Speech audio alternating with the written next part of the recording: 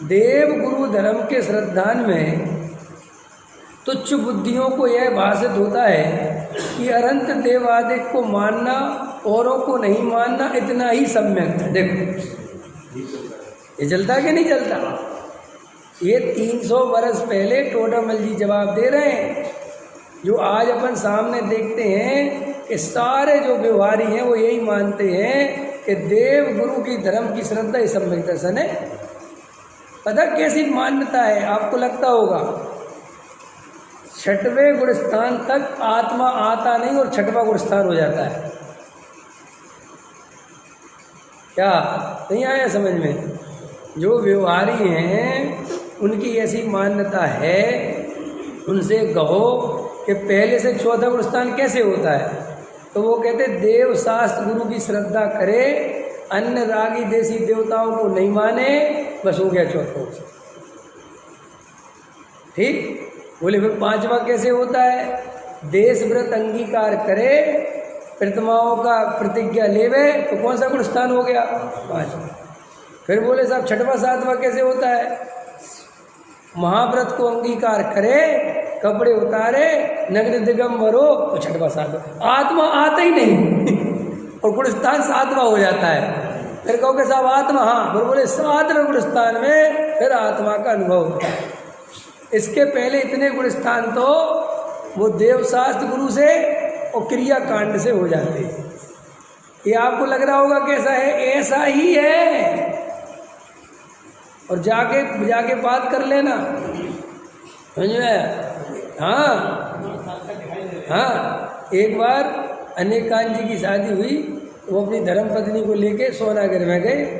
तो वहाँ पे एक साधु महाराज थे, तो उनकी पत्नी जो है समझ लो इतने धर्म में सब नहीं समझती थी तब उस समय।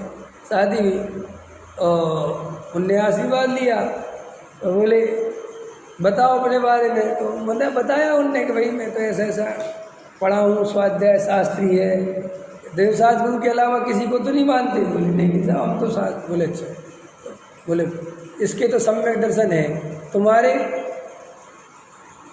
बोले मेरी धर्मपत्नी के। बोले साहब हमें तो नहीं, तो लो फटाफट लो जल्दी। तो उनने देवशास्त्र गुरु बोले हो गया, तुम्हें भी सम्यक दर्शन हो गया, अब जाओ दोनों सम्यक दृष्टि हो गए। तो बस इतना मैंने व्यवहार वाला जो सम्यक दर्शन है, तो इसको तो बस इसी को असली सम्यक दर्शन मानते हैं। जबकि ये बात परम सत्य है कि जिसके व्यवहार सम्यक का ठिकाना नहीं है उसके कभी निश्चय सम्यक प्रकट नहीं होता। ये बिल्कुल परम सत्य है। जो कुगुरु कुदेव कुशास्त्र के पीछे पड़ा हुआ है, जो सुगुरु सुदेव शास्त्र का स्वरूप नहीं जानता, वो सम्यसन कैसे प्राप्त करेगा? इसलिए प्रथम भूमिका में देवशास्त्र गुरु है, लेकिन देवशास्त्र गुरु को मानना ही सम्यक दर्शन हो जाता है, ये नहीं। उसके बाद आत्मा का सच्चा श्रद्धान होना जरूरी है। हाँ, तो बहुत आराम, लेकिन वो समझ नहीं आता। देखो अब एक बार बताओ, मुक्तागिरी है ना, मुक्तागिरी तो अपन ने नहीं बनवाई ना, उस पर कितने वर्षों से लिखा हुआ है ए जीव अनंत बार मुनि बना, इतने पिछी के ढेर लगा है, सुमेरु पर्वत जितना ढेर लग जाए, इतनी माताओं को रुलाया कि समुद्र के समुद्र भर जाए, लिखा है ना। तो वो हमने लिखवाया क्या? अब कोई उसमें विचार नहीं करता कि भाई इसका अर्थ क्या है। आखिर हम अनंत बार मुनि बने तो भाई मुक्ति क्यों नहीं हुई? लोग कहते अपन मुनि विरोधी हैं। अरे भाई हम मुनि विरोधी का है, हम तो ये बता रहे कि अनंत बार मैं ही मुनि बना, हम क्या मुनि विरोधी होंगे? लेकिन पे सम्यक दर्शन बिना, आत्मज्ञान बिना हम सच्चे मुनि नहीं हो पाए। तो भाई अगर देवशास्त्र गुरु की श्रद्धा का नाम सम्यक दर्शन है तो वो तो अनंत बार हुई ना। अगर वो सम्यक दर्शन है तो फिर तो मुक्ति हो जाती। लेकिन अनंत बार अपन को देवशास्त्र गुरु का श्रद्धा है कि नहीं? बोलो, अभी बोलो, है ना? कौन सा आप लोगों में से कोई गुरु को देव कुशास्त्र को मानता है? तो फिर सम्यक दृष्टि हो गए। लेकिन आप भी अंदर फील करते हो कि सम्यक दर्शन जैसा होना चाहिए वैसा नहीं है। जैसे अंदर में अनुभूति आनी चाहिए वैसी अनुभूति नहीं आती। तो श्री गुरु कहते हैं कि अगर हम तत्वार श्रद्धान वाला सम्यक दर्शन नहीं बताएंगे तो जो तुच्छ बुद्धि जीव हैं वे अरहंत आदि को मानना, औरों को नहीं मानना, इतना ही सम्यक।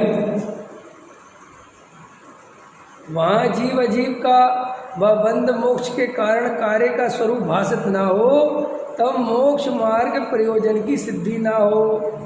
ठीक है, अगर इतना ही मान लेगा और जीव अजीव बंध का मोक्ष का कारण कार्य का स्वरूप भाषित नहीं होगा, तब मोक्ष मार्ग के प्रयोजन की सिद्धि नहीं हो। वह जीवादिक का श्रद्धान हुए बिना इसी श्रद्धान में संतुष्ट होकर अपने को सम्यक्ति माने। बोलो, एक उदेवादिक से द्वेष तो रखे, अन्य राग आदि छोड़ने का उद्यम ना करे, ऐसा भ्रम उत्पन्न होता है। बोलो, कुगुरु कुदेव कुसास से द्वेष करना चाहिए। अरे भाई साहब, राग भी नहीं करना है, द्वेष भी नहीं करना अपन, लेकिन द्वेष करते हैं।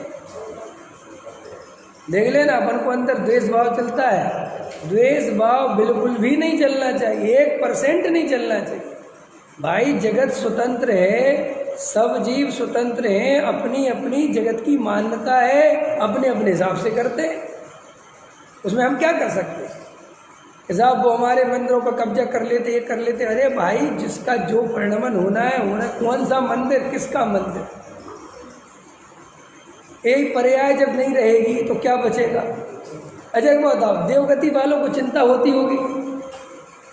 जो ऊपर देवगति वाले सम्यक दृष्टि होंगे, जो जैन देव को मानते होंगे, और यहाँ अपने मंदिर पे तिरुपति पे जैसे कब्जा है, गिरनार जी पे कब्जा है, तो ऊपर के देवी देवताओं को दुख नहीं होता होगा? है, महावीर को दुख होता होगा। अच्छा, उनके ज्ञान में तो देवताओं के ज्ञान में आता तो होगा ना, तो उन्हें कुछ करना चाहिए ना, कुछ क्यों नहीं करते? जबकि वे तो कर सकते हैं, हम तो नहीं कर सकते ना। वे कर सकते हैं, वे चाहें तो 1 मिनट में गिरनार जी खत्म, 1 सेकंड नहीं लगने। क्यों? कि वहाँ जो पंडे वंडे बैठे 2 दिन के लिए कीलित कर दें, बस सब खत्म। और वहाँ आगे कह दे कि जैनियों का है, हो गया ही समझता सोच। लेकिन वे जो कर सकते हैं उन्हें कोई विकल्प नहीं है, और जो नहीं कर सकते वे भाव लगाने को तैयार हैं। तो आप क्या चाहे? हम कुछ नहीं चाहते, हम ये चाहते कि तुम अपने आत्मा पे ध्यान दो, जो बहुत मुश्किल से मिली है।